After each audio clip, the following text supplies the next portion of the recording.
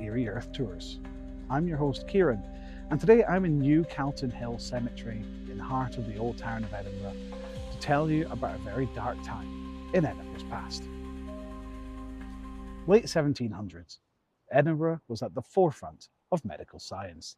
If you wanted to learn about the human body, you came to Edinburgh to do so. In order to pass your exams, you had to partake in a live dissection. For this to happen, they need bodies.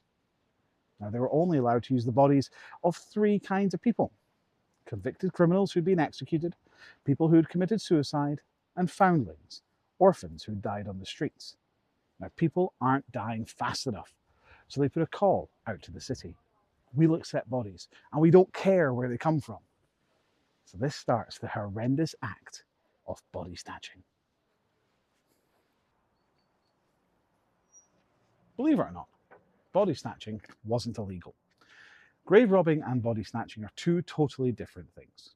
Grave robbing is stealing the items from the grave, the money, the jewellery, the clothing. Body snatching is stealing the body. People were stealing the bodies from medical science because they needed the money to live a lavish lifestyle, or to buy food, to get out of debt, whatever reason it was.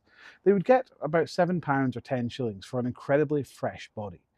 But for the less fresh bodies that they were stealing from the graveyards, well, of course, they weren't getting that much. 5 to 6 days is how long it takes for the body to start to decompose. So someone's put in the ground. You've got body snatchers hiding out in the shadows, waiting for a family to stop mourning before they head over and they steal the body. Families started putting in structures like this, a mort safe, to stop the bodies from being stolen. There'd be a gate across this doorway here that would prevent the body snatchers from getting in. They'd also have bars on the rooftop to stop them from climbing over. Now, while this was just a deterrent, it didn't really stop them, because they would break the locks and they would go inside, making it even more of a heinous act. These were very, very expensive to maintain. It cost nearly about £50 a month for your basic mort safe. So you could only do it if you were incredibly wealthy. Not only was this to show the grandeur of your estate and also as a massive memory to your family, it was to protect against the most heinous of acts.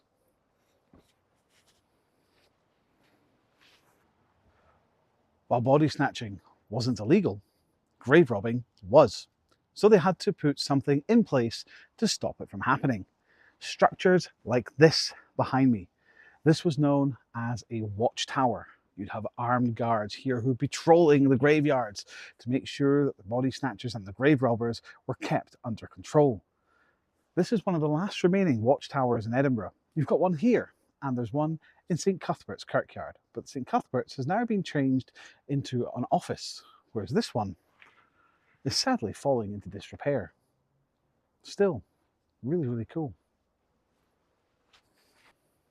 If you would like to learn more about the dark history and the ghost stories of Edinburgh, then why not book on one of our tours? To book, simply go to the website above my head, eerieearthtours.com, where you can book online, or you can book on Viator or TripAdvisor.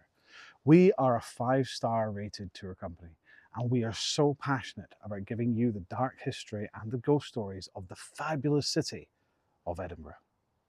Thanks very much for watching. Bye-bye for now.